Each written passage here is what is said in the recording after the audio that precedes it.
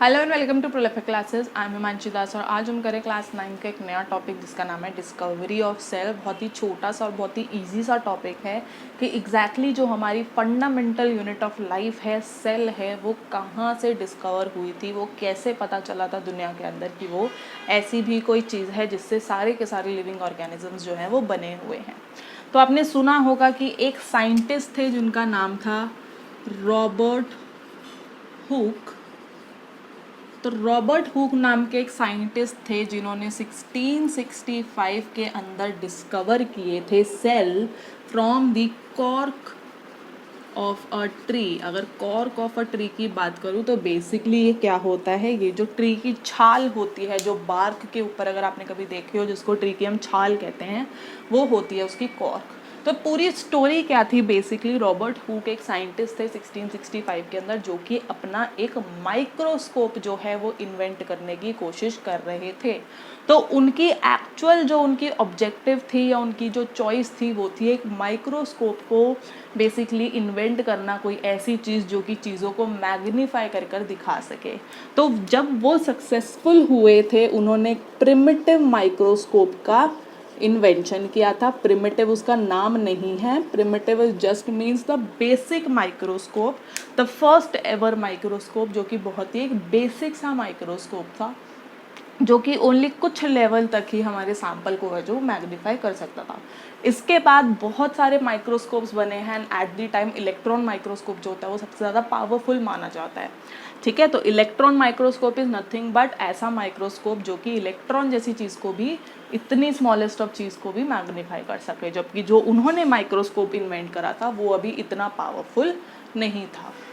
Right, तो वो क्या कर रहे थे, वो अपना माइक्रोस्कोप जो है इन्वेंट करने की कोशिश कर रहे थे। तो उस माइक्रोस्कोप की वर्किंग को देखने के लिए कि whether it is working good और not, he took a cork off tree. एक बाग में से उन्होंने थोड़े कॉर्क के सेल, थोड़ा टिश्यू लिया और उसको सैंपल को रख दिया अपने माइक्रोस्कोप के नीचे।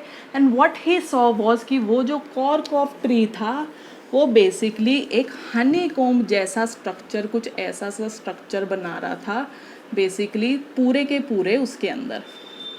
ठीक है, तो ये बेसिकली एक हनी कोम जैसा स्ट्रक्चर था उन्होंने जो अपने माइक्रोस्कोप के नीचे देखा एंड सो ऑन। तो उन्होंने क्या कहा कि जितने भी उनके बाद, उसके बाद उन्होंने बहुत सारी चीज़ों के सेल्स को जो है वो स्टडी करा, सैंपल्स को, और उनके अंदर, सबके अंदर कुछ ब्लॉक्स का पैटर्न दिखा। और उन्होंने कहा कि जितने भी लिविंग ऑर्गेनिज्म होते हैं दैट मीन्स वो सब के सब किस चीज़ से बने हुए हैं। अगर उनके पर्टिकुलरली हम उनको जूम करके देखें, मैग्नीफाई करके देखें, तो उनकी बॉडी में कुछ ब्लॉक्स जैसी चीज़ों से वो बने हुए हैं। जैसे नॉर्मली एक घर जो होता है वो ईंटों से बनता है, राइट। या फिर बोलो तो उन्होंने हनी कॉम पैटर्न का भी मेंशन किया था कि वो हनी कॉम पैटर्न जैसा दिखता है। तीसरी चीज़ उन्होंने बोली थी कि वो जो मोनेस्ट्रीज होती हैं, मोनेस्ट्रीज उस ज़माने में क्या होती थी, पर्टिकुलरली छोटे छोटे रूम्स के अंदर जो हमारे संत वगैरह होते थे वो अपनी साधना कर रहे होते थे, तो उस मोनेस्ट्रीज जैसा कुछ लग रहा है, छोटे छोटे कंपार्टमेंट्स है, छोटे छोटे ब्लॉक्स है, जिसका नाम उन्होंने दिया सेल। तो सेल बेसिकली एक लैटिन टर्म है, बेसिकली सेल्यूला एक लैटिन टर्म है जिससे एक सेल का हमारा नाम जो आया था, और सेल का मतलब होता है लिटिल लिटिल रूम्स। तो यहाँ से हमारे रॉबर्ट हुक जो थे, उन साइंटिस्ट ने करना क्या चाहते थे, माइक्रोस्कोप भी इन्वेंट करा, ऐसी बात नहीं वो माइक्रोस्कोप में फेल हो गए, माइक्रोस्कोप भी इन्वेंट करा, पर साथ साथ उन्होंने हमारी लाइफ के जो सेल, जो सबसे इम्पॉर्टेंट चीज़ है हर किसी हर किसी लिविंग ऑर्गेनिज्म के लिए, उसकी भी डिस्कवरी करी थी इन 1665।